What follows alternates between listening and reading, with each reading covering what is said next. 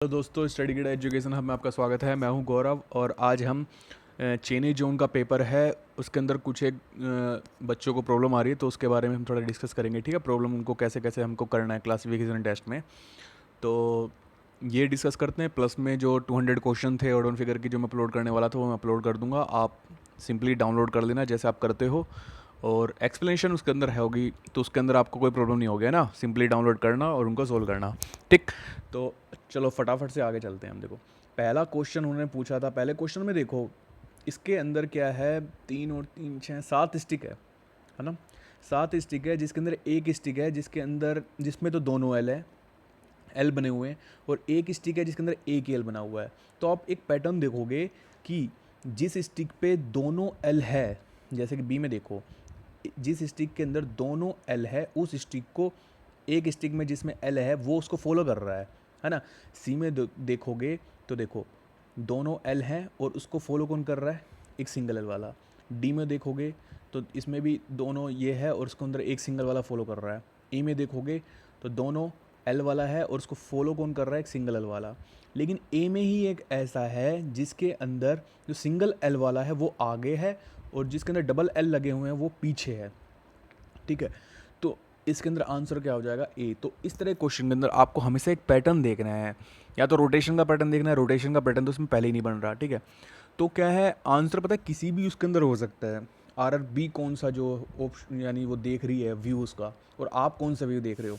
तो रोटेशन का तो इसके अंदर अगर हम सिंपली देखेंगे तो इसके अंदर यानी ए है वो एंटी क्लॉकवाइज है, बी है वो क्लॉकवाइज है, फिर देखोगे सी देखोगे तो वो भी हमारा एंटी क्लॉकवाइज है, और ई को देखेंगे तो क्लॉकवाइज है। तो इसके अंदर तो हो ही नहीं रहा क्लॉकवाइज से। तो फिर देखेंगे कि एल जो बन रहा है एक लाइन के ऊपर, जैसे कि ये 2 एल है, तो उसको कौन सा है जो उसको फॉलो कर रहा है। ठीक है, तो ए हमारा इस तरीके से हो जाएगा। ए में आप अगर आपको समझ में नहीं आया तो एक बार फिर से ध्यान से देखना, उसको आपको पता चल जाएगा कि एक लाइन पे जिसमें 2 एल है उसको सभी फिगर्स के अंदर एक सिंगल लाइन वाला एल है वो फॉलो कर रहा है। ठीक, सेकंड वाले में देखते हैं। देखो सेकंड वाले में क्या है, सेकंड वाले के अंदर तो सिंपली रोटेट करके देखना पड़ेगा आपको। ये रोटेशन का क्वेश्चन है। इसको आप रोटेट, अगर ए है, ए को अगर आप रोटेट कर देते हो तो ये बी बन जाएगा, बिल्कुल बन जाएगा। ठीक है, अब ये सी वाला है, सी वाले को आप रोटेट कर दोगे तो बिल्कुल डी बन जाएगा, और जो ई है वो नहीं बनेगा। तो इसका आंसर क्या हो गया, हमारा ई हो गया। सिंपली रोटेशन का प्रॉब्लम है। आपने सेकंड क्वेश्चन पूछा था और फिर आपने पूछा है फोर्थ क्वेश्चन। फोर्थ क्वेश्चन पे चलते हैं। फोर्थ क्वेश्चन में क्या है, इसमें अगर हम देखते हैं कि 2 सर्कल बने हुए हैं और एक डॉट है, तो इसमें आपको इस चीज़ पे फोकस करना है कि जो सर्कल पे जो ब्लैक डॉट है ना, वो बी ऑप्शन के अंदर ही टच हो रही है बिल्कुल। बाकी जो ऑप्शन के अंदर जो ब्लैक डॉट है वो दूर है। ठीक है, तो इस चीज़ पे आपको ध्यान देना है, क्योंकि सिंगल डॉट तो 2 में है, बी और डी के अंदर है, ई में भी सिंगल डॉट है, लेकिन वो जो सर्कल के टच कर रही है ना वो फोर्थ वाले पे टच कर रही है, तो फोर्थ हमारा आंसर हो जाएगा। ठीक, उसके बाद आपने पूछा है सिक्स्थ वाला क्वेश्चन बड़ा कन्फ्यूजिंग है। इसके अंदर कभी कभी ऐसी ट्रिक लग जाती है सीरियसली।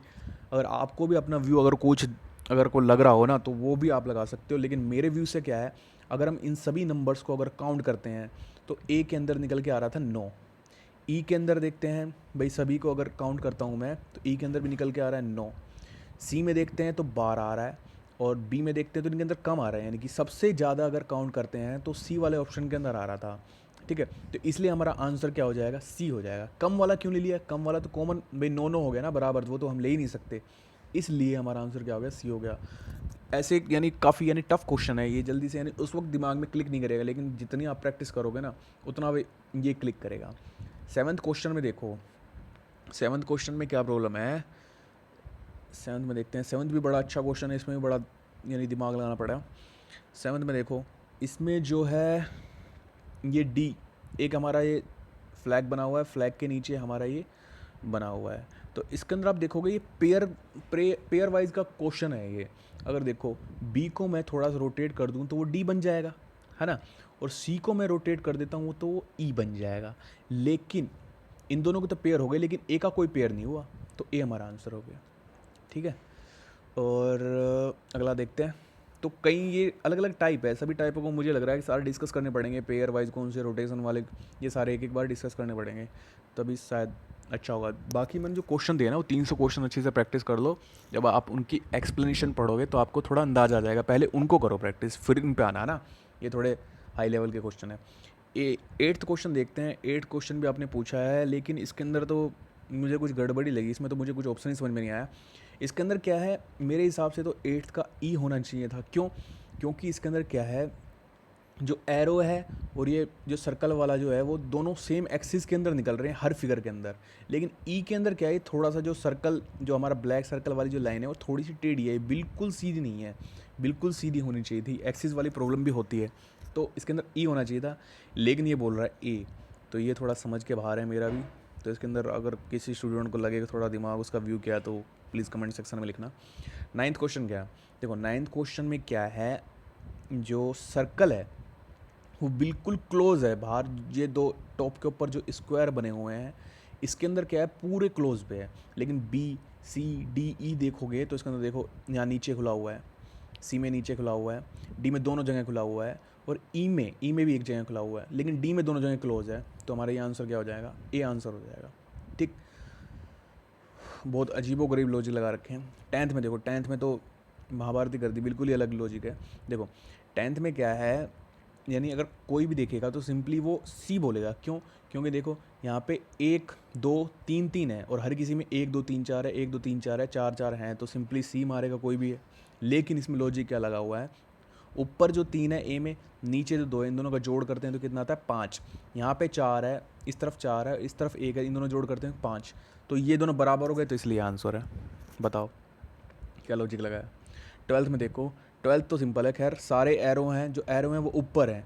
ए में भी ऊपर हैं, बी में भी ऊपर हैं, सी में भी ऊपर हैं, डी में ऊपर है, लेकिन ई में नीचे। तो आंसर क्या हो जाएगा? ई हो जाएगा। ठीक। देन आपने पूछा है 15th क्वेश्चन। तो 15th क्वेश्चन देखते हैं। चलो 15th क्वेश्चन में क्या है, नंबर ऑफ लाइंस काउंट करेंगे। हमारे पास फिगर तो हर किसी में सेम है, स्क्वायर के अंदर स्क्वायर, स्क्वायर के अंदर स्क्वायर। लेकिन ए में 2 लाइन है, जो जैसे एक ये बना रखी है, ये बना रखी 2 लाइन है, बी में भी ऐसी 2 लाइन है, सी में 3 लाइन है। तो हमारा आंसर क्या हो जाएगा? सी हो जाएगा। बाकी डी और ई के अंदर भी 2 लाइनें थी, है ना। देन देखते हैं 17। 17 में देखते हैं तो हम कोई पैटर्न देखो रीड करने के लिए सबसे पहले तो इसके अंदर 2 व्यू बनते हैं। 2 व्यू इसलिए बनते हैं क्योंकि हर फिगर के अंदर क्या है, वो 4 हमारे पास एरिया अगर काउंट करते हैं तो 1 2 3 4 और बीच में 5। हर किसी में 5 5 5, लेकिन डी में नहीं है। डी के अंदर क्या है, 1 2 3 4 एरिया बन रहे हैं, तो आंसर क्या होना चाहिए? डी। लेकिन इसने क्या लगाया है, इसने डी इसलिए लगाया क्योंकि अगर डी को मैं यहाँ से ब्रेक करता हूँ और कहीं से भी इसको काटूंगा तो सिमिट्री बनेगी। सिमिट्री बनेगी। तो ये रीज़न हो सकता है इसका। बाकी हिसाब से तो इसका डी होना चाहिए था। ठीक। 18 देखते हैं। आपने 18 बोला था। 18 के अंदर तो नंबर ऑफ़ लाइंस काउंट करेंगे। इसके अंदर देखो, ए के अंदर 1 2 3 4 लाइन है, बी के अंदर 1 2 3 लाइन है, और सी के अंदर हम काउंट करते हैं तो 1 2 3 लाइन है। ऐसे ही डी में 3 है, ई में 3 है, तो हमारा आंसर क्या हो जाएगा? सिंपली ए हो जाएगा। ठीक है। देन आपने पूछा था 25। में तो सिंपली यानी देखते के साथ ही, यानी आपको जो लग रहा है सबसे सही जो क्या है, चारों डायरेक्शन के अंदर एरो, तो ये हमारा आंसर हो जाएगा। बाकी तरफ तो आपको सिंपल देखना ही नहीं है। सबसे अलग यही लग रहा है, चारों तरफ एरो निकले हुए हैं। डी को देखते हैं, उसके अंदर भी 4 है, लेकिन वो 2 अलग हैं, 2 अलग हैं, तो चारों एक ही डायरेक्शन के अंदर है। बी हमारा सिंपल आंसर हो जाएगा, इसमें कोई प्रॉब्लम नहीं होनी चाहिए।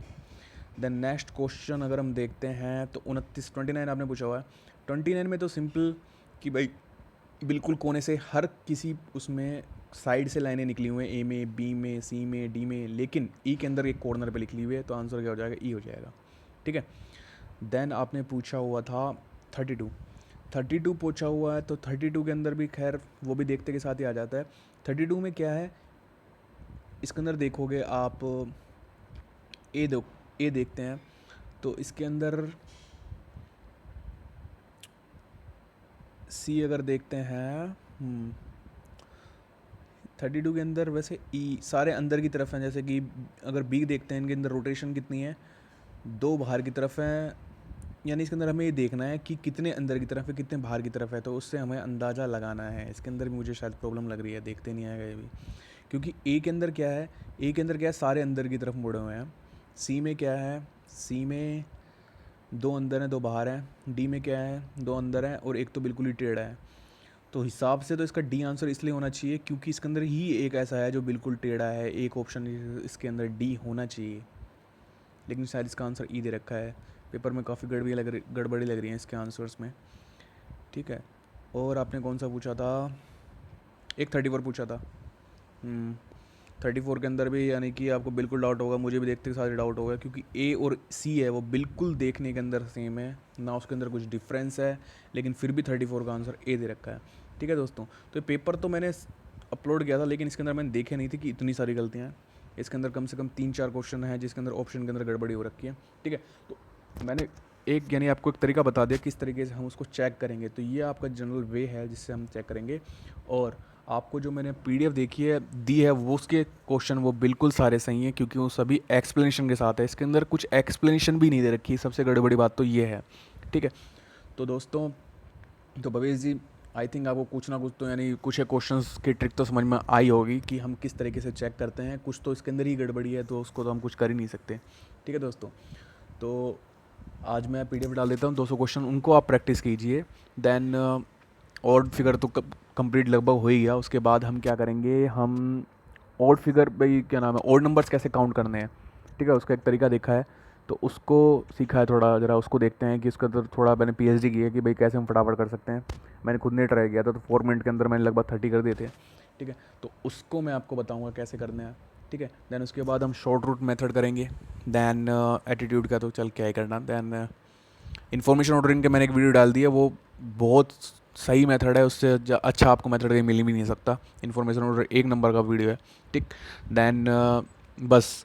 और ऑनलाइन मॉक टेस्ट का हम अभी कुछ करने में लगे हुए हैं। अगर वो हम टाइम से पहले कंप्लीट कर देते हैं तो मैं आप सभी को डिस्क्रिप्शन बॉक्स के अंदर लिंक डाल दूंगा, सिंपल आप उसके ऊपर क्लिक करना, ऑनलाइन एग्जाम स्टार्ट हो जाएगा, ठीक है दोस्तों।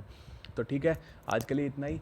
पीडीएफ अपलोड कर रहा हूँ, ध्यान से प्रिंट लेना और निकाल लेना। कोई प्रॉब्लम हो तो कमेंट सेक्शन में प्लीज़ बोलना, okay. Thank you. Please like and subscribe my channel study कीड़ा दोस्तों, थैंक यू।